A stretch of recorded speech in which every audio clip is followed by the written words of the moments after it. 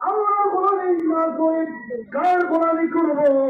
তাই আল্লাহ রাব্বুল আলামিন বলছেন, তাবারাকাল্লাযী বিয়াদিহিল মুলকু ওয়া হুয়া আলা কুল্লি শাইইন কাদির। ও পৃথিবীর মানুষেরা, আমি আল্লাহ তোমাদের মালিক। যত জায়গা আছে পৃথিবীতে, যা কিছু আছে, সব কিছুর মালিক আমি আল্লাহ। আর তোমরা সবাই আমি আল্লাহর গোলাম। মালিককে জবান খুলে বলেন, মালিককে। আর আমরা কি? গোলাম। আমরা মালিককে, গোলাম কারা? আমরা। কিয়ামতের ময়দানেও প্রকৃত গোলাম যারা, আল্লাহ গোলাম